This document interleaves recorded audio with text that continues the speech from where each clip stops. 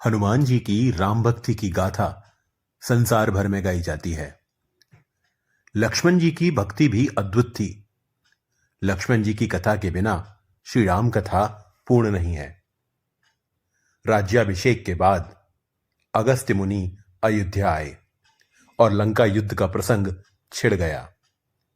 भगवान श्री राम ने बताया कि उन्होंने कैसे रावण और कुंभकर्ण जैसे प्रचंड वीरों का वध किया और लक्ष्मण ने भी इंद्रजीत और अतिकाय जैसे शक्तिशाली असुरों को मारा।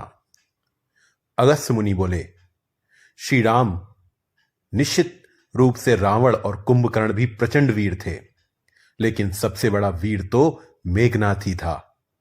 उसने अंतरिक्ष में स्थित होकर इंद्र से युद्ध किया था और बांधकर लंका ले आया था। ब्रह्मा ने इंद्रजीत से दान के रूप में इंद्र को मांगा, तब जाकर इंद्र मुक्त हुए थे। लक्ष्मण ने इसका वध किया, इसलिए सबसे बड़े योद्धा लक्ष्मण हुए।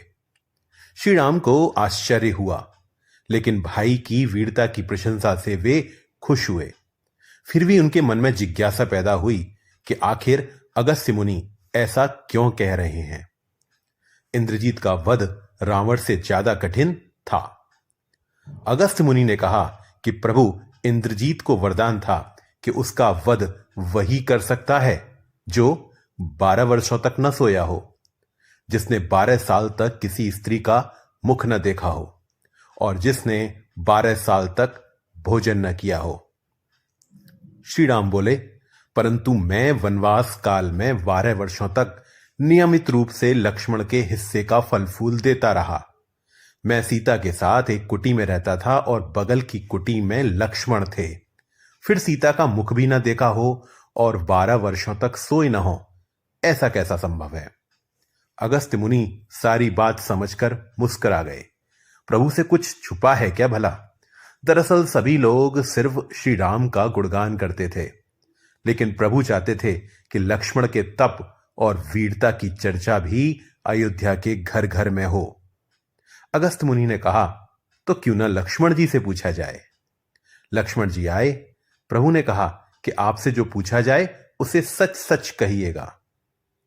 प्रभु ने पूछा, हम तीनों 14 वर्षों तक साथ रहे, फिर तुमने सीता का मुख कैसे नहीं देखा। फल दिए गए फिर भी अनाहारी कैसे रहे और 14 साल तक सोए क्यों नहीं, यह कैसे हुआ। लक्ष्मण जी ने बताया, भैया, जब हम भाभी को खोजते हुए ऋष्मियुक पर्वत गए तो सुग्रीव ने हमें उनके आभूषण दिखाकर पहचानने को कहा।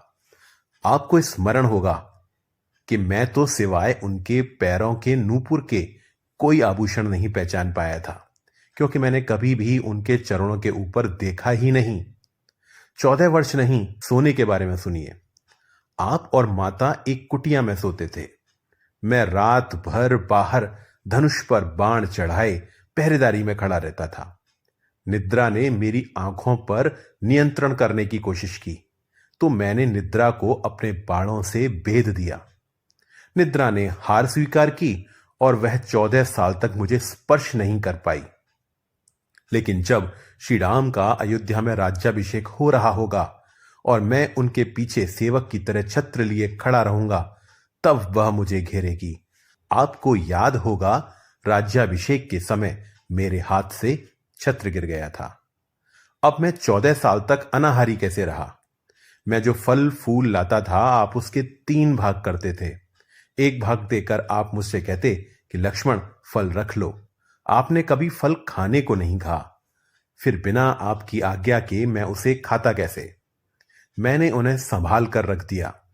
सभी फल उसी कुटिया में अभी भी सुरक्षित रखे होंगे।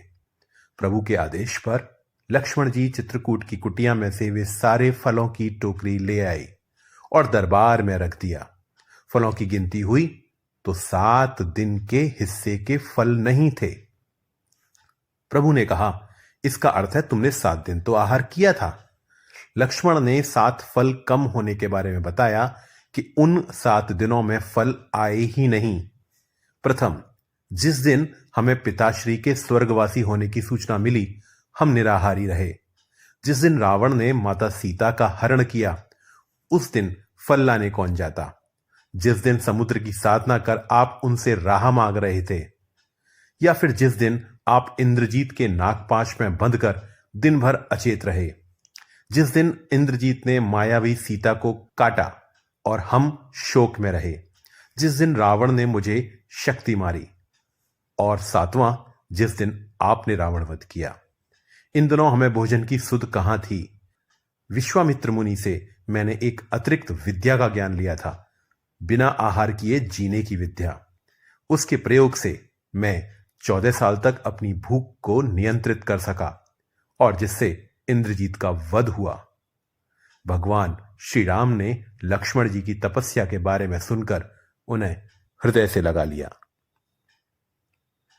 यह कथा एक लोकोक्ति पर आधारित है। जय श्री राम।